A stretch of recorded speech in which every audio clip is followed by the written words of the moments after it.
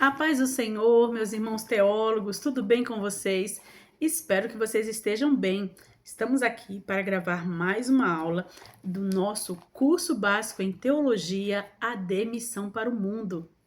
E estamos com a matéria Pentateuco.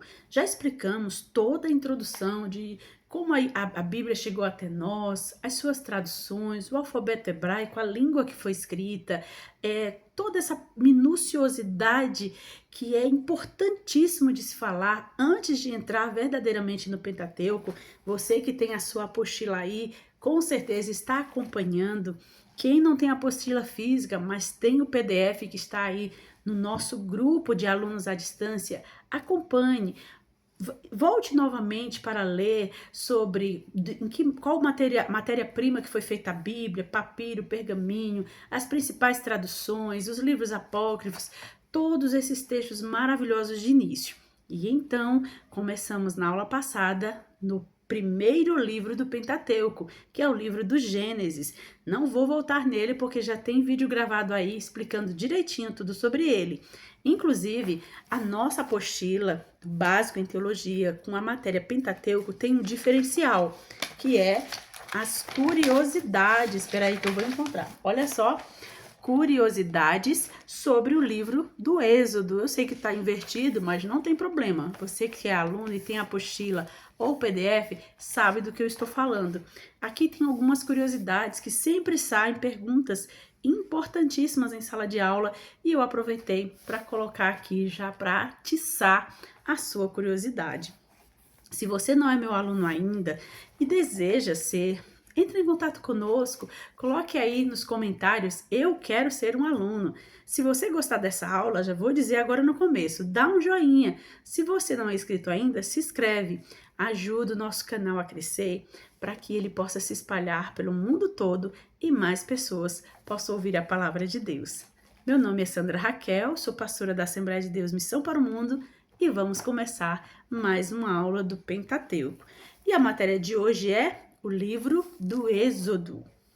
A palavra grega êxodos significa saída, partida, uma referência à saída dos filhos de Israel do Egito. Essa palavra grega, além do título do livro, só aparece 2 vezes em Êxodo, para traduzir o verbo hebraico yatsa, que significa sair. O livro apresenta 3 partes principais: a opressão de Israel pelo Egito, até o capítulo 12, a libertação de Israel por Deus, até o capítulo 19, e a partir daí, a promulgação, eficácia da lei no Monte Sinai. Os filhos de Israel viveram em paz no Egito alguns anos após a morte de José, até que se levantou um novo rei que não o conhecera. Isso está em Êxodo, capítulo 1, versículos 7 e 8. Algumas pessoas não entendem essa parte aqui, como que o rei não conhecia José, né, o novo faraó, sendo que José fez algo tão importante, não só para os egípcios, como para o mundo todo de então. Você vai conhecer já já a resposta. Durante muito tempo, pensava-se que o faraó do Êxodo, fosse Ramsés II, mas hoje as evidências históricas e arqueológicas confirmam Amoses, que fundou a 18ª dinastia e expulsou os Ixos. Ah, que nome é esse? Alguns estudiosos citam Amenófis II como sendo o faraó do Êxodo. O termo Ixos deriva do egípcio Quixote, que significa governantes de países estrangeiros. Povo semita que, segundo defendem alguns estudiosos, governou o Egito nos dias de José.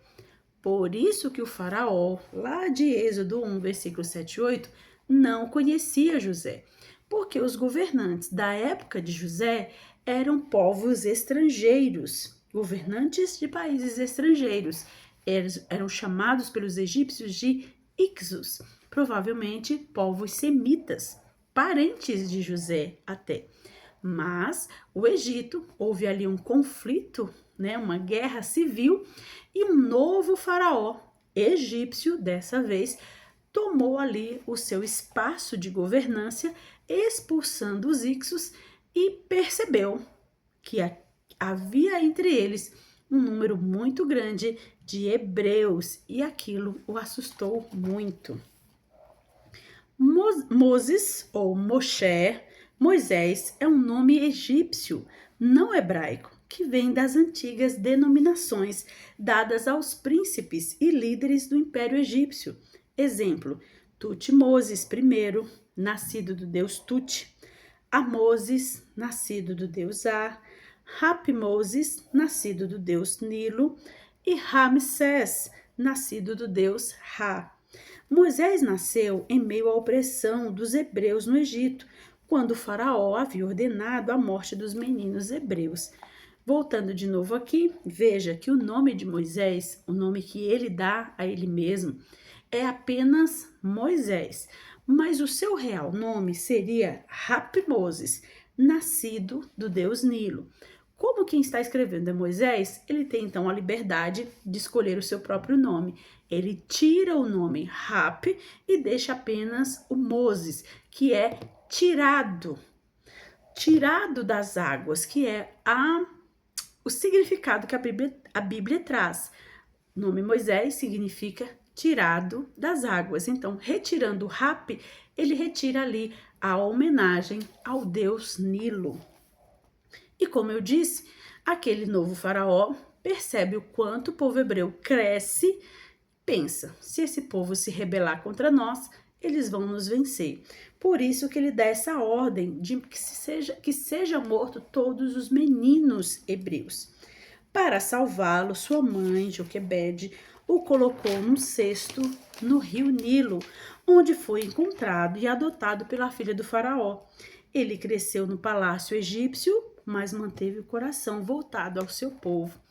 Recentemente eu tenho escutado alguns vídeos de algumas pessoas dizendo que aquela figura do cestinho sendo levado pelas águas do rio Nilo e às vezes até, correndo risco de ser comido por jacarés, que aquilo não existiu de verdade. E aí o cestinho vai exatamente para o lugar onde a filha do faraó toma banho.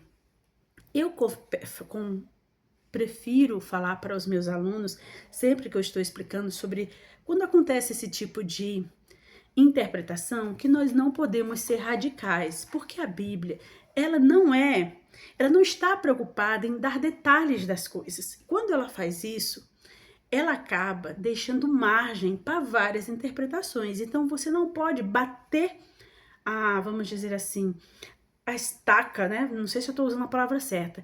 Foi isso e acabou. Porque você depois vai ver outras versões, outras interpretações, outros pontos de vista que estão abertos a novas interpretações. Então, voltando, existe aqueles que ao ler o texto bíblico e leem que diz que a Joquebede fez o cestinho lá, betumou para que ele não entrasse água nele e coloca o cestinho junto aos juncos, perdão, junto aos juncos, ali na margem do rio. E a sua filha, a Miriam, fica observando para ver o que vai acontecer. É claro que, a não ser que ela tivesse prendido, amarrado ele junto aos juncos, ele não iria sair dali. Mas há a possibilidade de, como a água é corrente, do cestinho sendo leve, ter sido levado pela correnteza. Por quê? E no caso, ele acabar sendo, encontrado pela filha do faraó, que descia para tomar banho. Essa outra versão de interpretação diz que ela coloca exatamente no lugar onde ela vai tomar banho e deixa a menina lá prestando atenção para o que vai acontecer. Mas isso parece um pouco forçado, porque ela estava com medo. A Bíblia não deixa claro qual era a intenção dela ao colocar a criança no cestinho e depois colocar na margem do rio. A Bíblia não diz se ela estava tendo esperança ou se ela tinha perdido a esperança. Simplesmente entregou o seu filho para a morte, não da maneira como o faraó havia ordenado, que era jogar a criança no rio.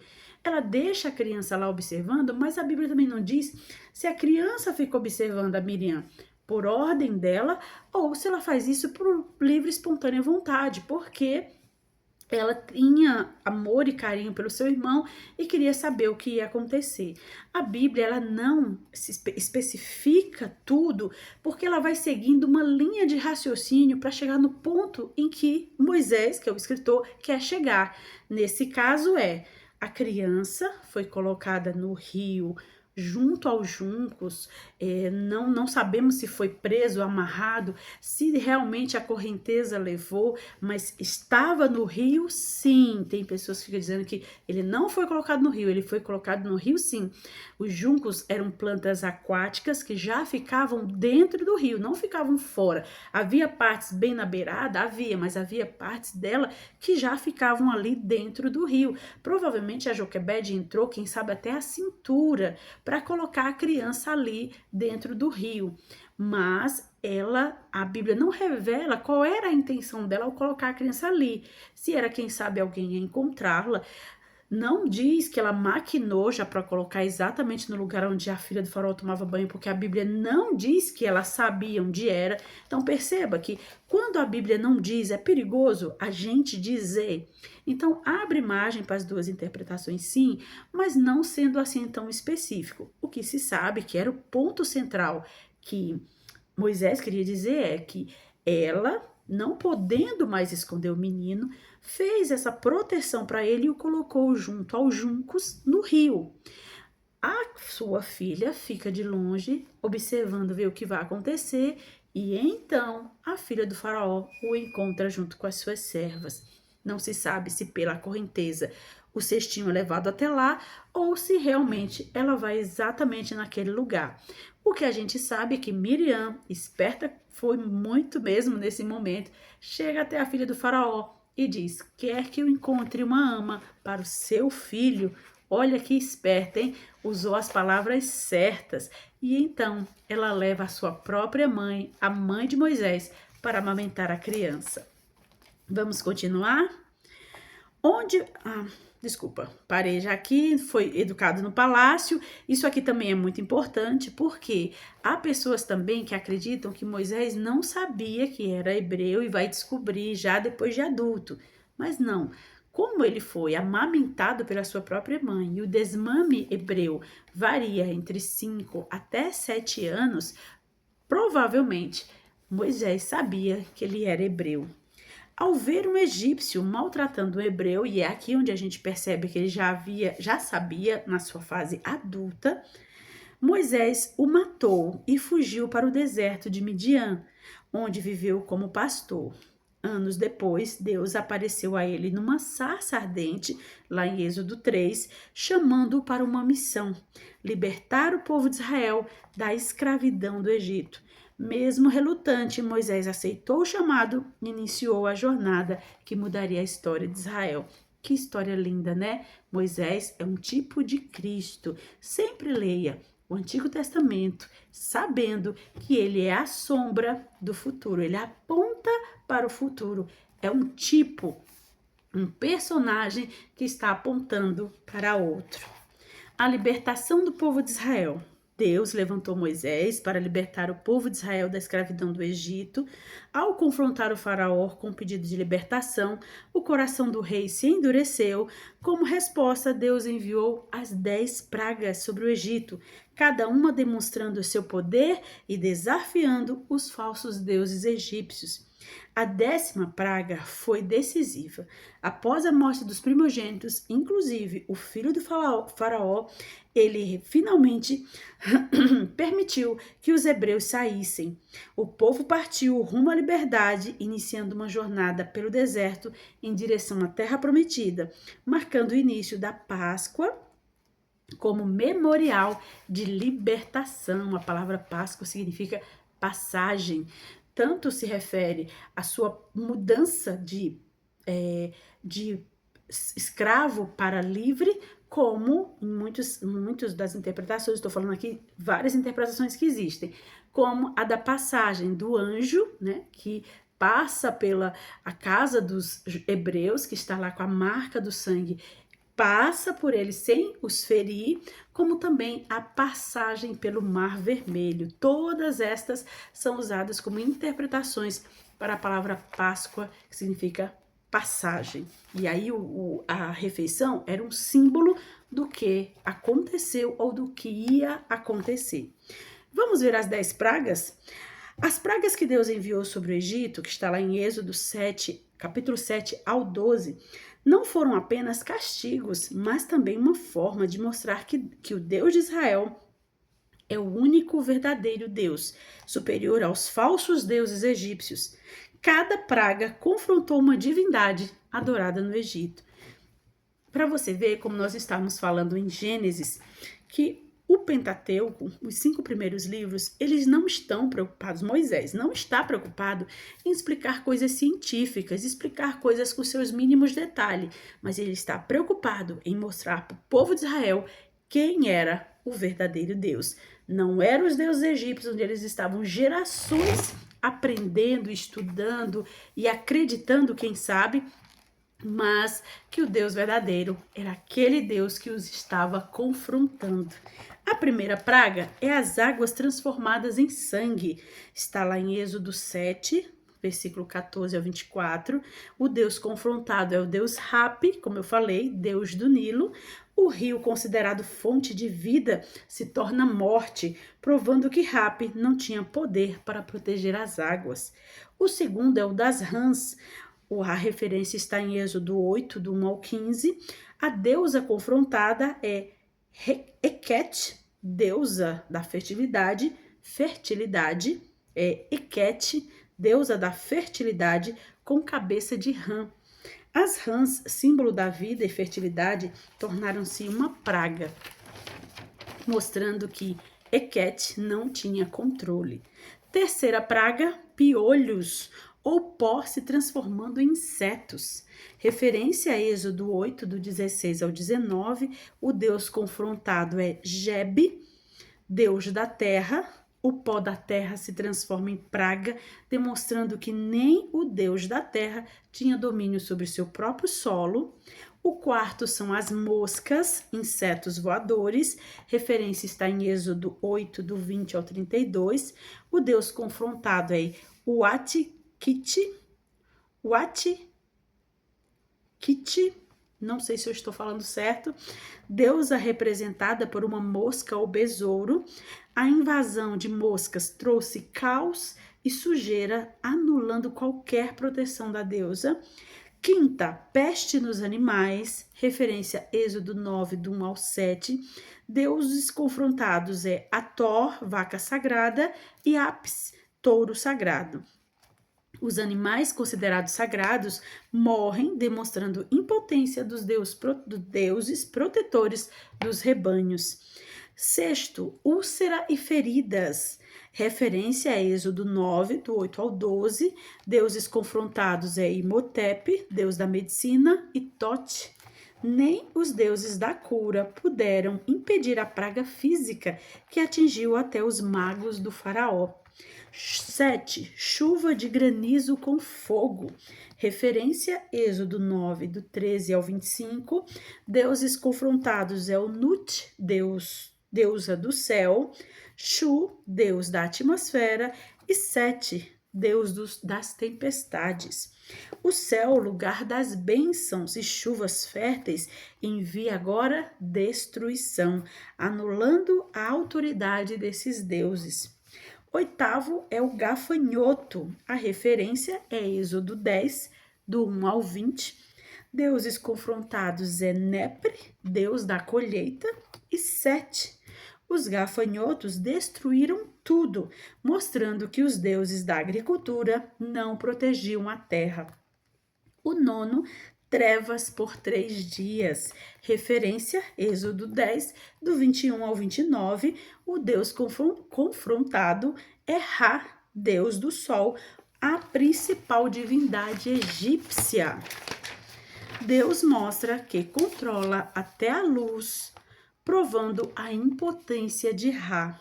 E o último das pragas, morte dos primogênitos. Referência, Êxodo 11 ao 12, capítulo 11 ao capítulo 12. Deuses confrontados, o próprio faraó, considerado Deus, e Ísis, deusa protetora das crianças. a vida dos primogênitos é tirada, inclusive do herdeiro do trono, revelando que nem o próprio Faraó tinha poder diante do Deus de Israel. Viu a diferença? Viu como é bom você aprender o que realmente significavam aquelas 10 pragas? Agora chega o momento da travessia do Mar Vermelho. Após as 10 pragas, o faraó finalmente permitiu que os israelitas deixassem o Egito, porém logo se arrepende e envia o seu exército para persegui-los. Ao chegar diante do mar, o povo de Israel fica encurralado entre o mar e os soldados egípcios. Então Deus ordena a Moisés que estenda a sua vara sobre o mar, e um forte vento enviado por Deus abriu as águas, formando um caminho seco para o povo passar. Os israelitas atravessaram em segurança, mas quando o exército egípcio tentou segui-los, as águas voltaram ao normal e os afogaram. Esse evento marcou a vitória definitiva de Deus sobre o Egito e simboliza a libertação completa do povo de Israel. É também um dos maiores milagres do Antigo Testamento, mostrando que Deus abre caminhos onde parece não haver saída. Eu sei que existem muitas teorias e interpretações sobre a travessia do Mar Vermelho. Quem conhece o Mar Vermelho, e você que não conhece, procure no mapa aí no Google, pesquise, não seja um teólogo preguiçoso. A palavra teólogo não é para você sair exibindo aí, se achando, eu sou agora um teólogo e ninguém comigo, ninguém pode comigo. Não é isso. Um teólogo é um pesquisador, alguém que aprende, pratica e continua aprendendo. No momento em que estamos ensinando, também estamos aprendendo. Então, nós não é obrigatório que saibamos de todas as coisas, mas se somos pesquisadores, sempre vamos ter alguma resposta. Destas muitas teorias, muitos veem ali a imagem do Mar Vermelho, que é gigantesco, com seus 2 braços, né? Seus 2 canais, eu gosto de falar que é assim, né? O mapa mostra ali os 2 canais de Suez, o canal de Suez, e acho que é o canal de Ágaba, não estou lembrando agora exatamente, que são canais que o de Suez, principalmente que hoje ele vai e segue, né, até o Mar Grande ou o Mar Mediterrâneo, mas o ponto que a maioria dos estudiosos dizem que teria sido essa travessia dos israelitas é um pouco mais acima, bem mais próximo do Egito, porque o Mar Vermelho fica ainda bem mais embaixo, o Mar Vermelho propriamente dito, e esse ponto de travessia, falado por muitos estudiosos, é conhecido como Mar de Juncos. Este mar não seria um mar propriamente dito, como o Mar Vermelho, mas seria um grande lago. Não está errado em chamar de mar, porque o Mar da Galileia também é um grande lago, e lá tem afogamento, tem naufrágio, tem tempestade, porque é um lago muito, muito grande. Então, o Mar de Juncos também, se for mesmo neste lugar, como eu estou dizendo, são teorias de estudiosos, ele teria sim, mesmo sendo um lago, capacidade de afogar os egípcios, que esse é o ponto. Alguns críticos, né, dizem que era um laguinho ali, uma coisa michuruca, e que o povo de Israel passou tranquilamente, que não houve poder de Deus nenhum. Mas não sabe explicar como que os egípcios se afogaram num laguinho tão pequenininho assim, né? Mas deixa isso para um outro dia. Uma parte aqui da nossa curiosidade, eu já vou até adiantar, é que por que o Mar Vermelho é chamado de Mar Vermelho? Não sei se você já tinha pesquisado em algum lugar, mas vale a pena tirar essas dúvidas, essas curiosidades, matar essas curiosidades. É aprendizado para a sua vida.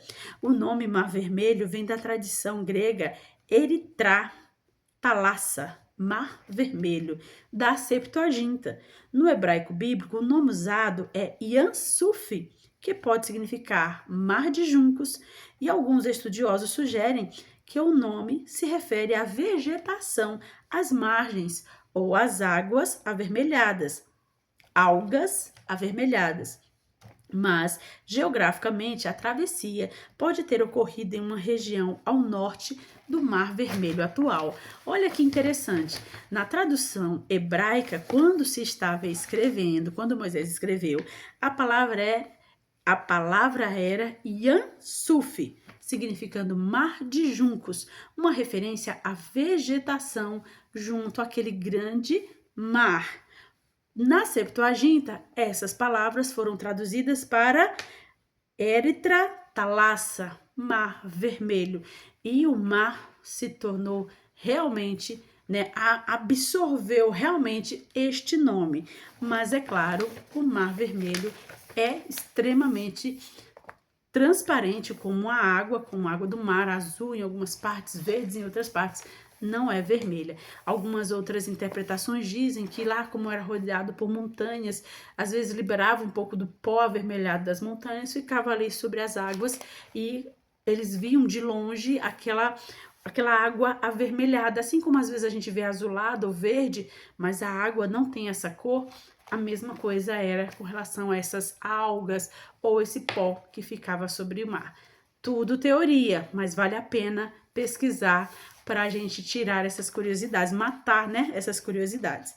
Por fim, tem a parte de Moisés ali no Monte Sinai. Não vou mais continuar lendo porque é muito e o meu tempo já está acabando. Eu quero que você leia aí em casa a sua apostila, onde ele fala da promulgação da lei no Sinai. Após a libertação do Egito, o povo de Israel caminhou até o deserto de Sinai, onde Deus o chamou para uma aliança. No Monte Sinai, Deus se revelou a Moisés em meio aos trovões, relâmpagos e uma nuvem espessa, e ali o Senhor entregou as tábuas da lei, contendo os 10 mandamentos. Isso está em Êxodo 20. Com base moral e espiritual para guiar o povo. Além dos 10 mandamentos, Deus deu a Moisés muitas outras leis civis, cerimoniais e morais que formaram a base da organização da nação de Israel, como povo separado para Deus. Essa entrega da lei marcou o início do relacionamento de aliança entre Deus e Israel, com Moisés como mediador. Lembra que nós já falamos que Moisés é um tipo de Cristo? A lei não era apenas um conjunto de regras, mas a expressão da vontade de Deus para um povo santo que deveria refletir sua justiça entre as nações. Nesse mesmo período, teve também a criação do tabernáculo, que é a casa de Deus no deserto. O tabernáculo foi um santuário móvel construído por ordem de Deus no deserto. Durante a jornada de Israel após a saída do Egito, sua construção foi detalhadamente instruída a Moisés no Monte Sinai. Está registrado em Êxodo 25, capítulo 25 até o 31. Era o local onde Deus habitava no meio do povo e onde os sacerdotes ofereciam sacrifícios e adoravam conforme a lei.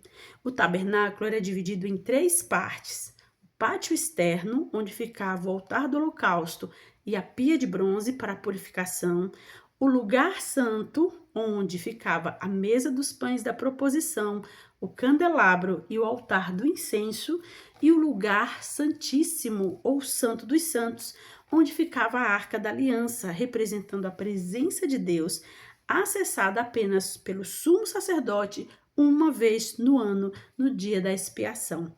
Cada parte móvel do tabernáculo apontava simbolicamente para Cristo e sua obra redentora. O tabernáculo era o centro espiritual de Israel, mostrando que Deus estava presente e queria relacionamento com seu povo. Olha que importante, olha que amor que Deus tinha por eles. Eles podiam ter certeza que Deus estava no meio deles. Só havia um pequeno problema. Deus estar com eles e ainda de forma visível exigia deles santidade absoluta. E isso, para nós seres humanos, é muito difícil. Que bom que o nosso Deus proveu uma solução definitiva, porque os animaizinhos era apenas provisório.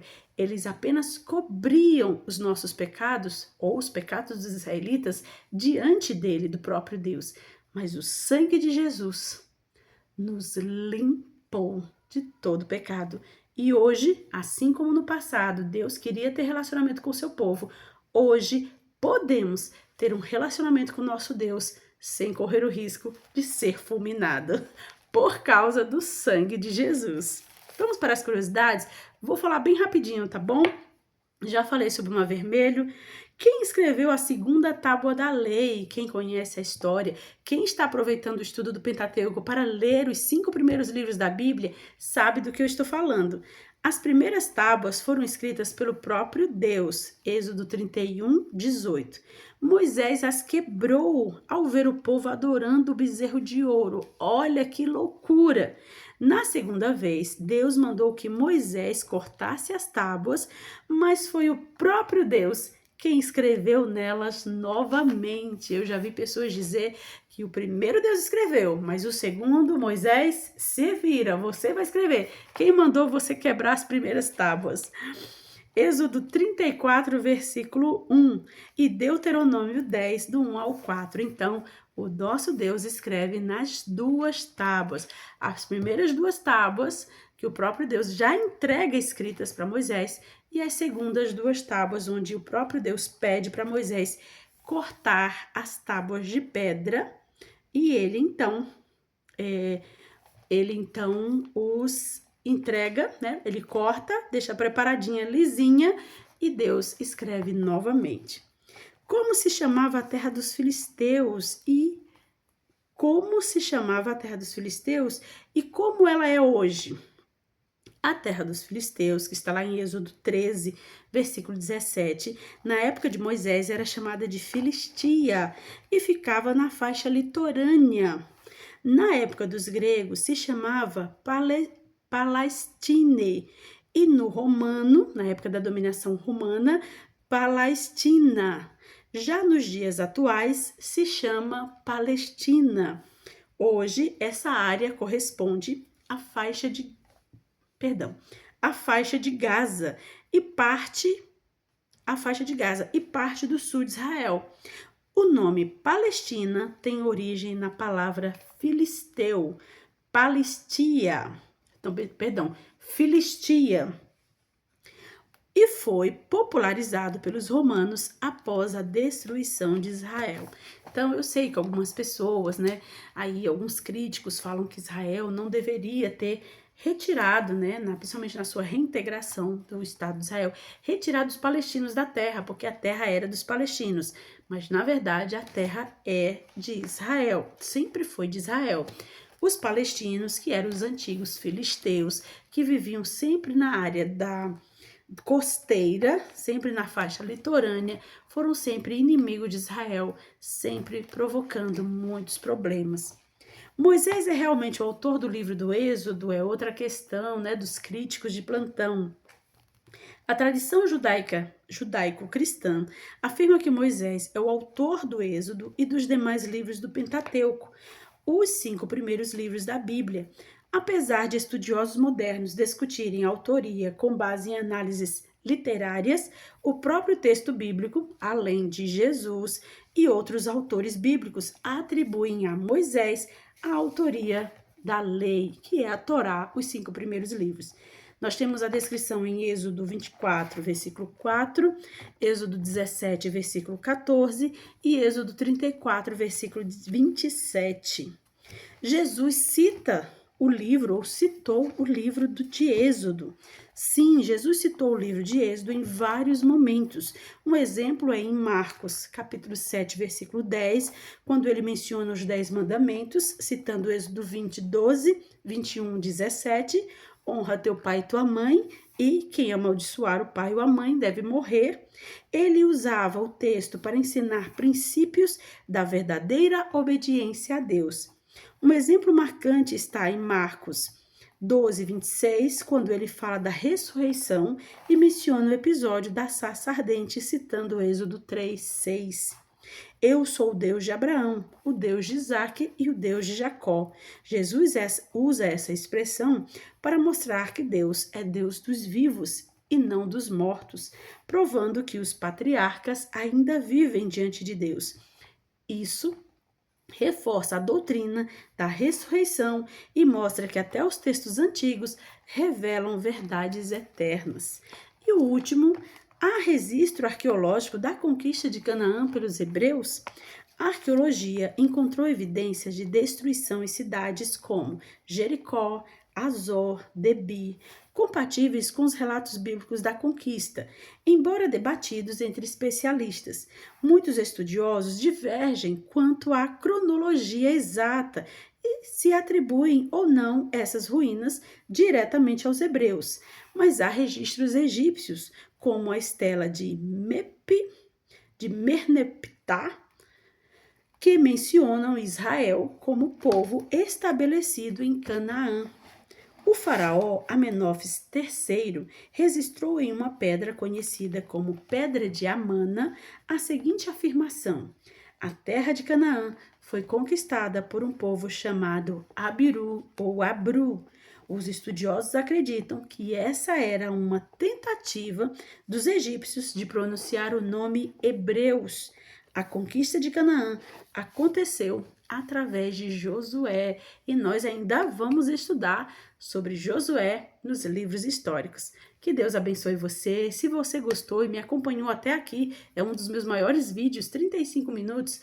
Aperte aí nesse like, ajuda o nosso canal a crescer para que a gente possa levar a palavra de Deus para mais pessoas.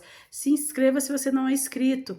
Se você é meu aluno, olha, você me deve, hein? Aperta o like, se inscreve. Nós aproveitamos o meu canal sobre curiosidades bíblicas, Crescendo com a Bíblia, para estar postando aqui as nossas aulas online, nossas aulas à distância. Você que é meu aluno cresce, você que não é meu aluno cresce. E a palavra de Deus, através do YouTube, é espalhada para mais pessoas. Que Deus abençoe você. Se tiver algum comentário, pode fazer. Se não concordar com alguma coisa, também não tem problema. Mas espero que você tenha gostado. Fique na paz.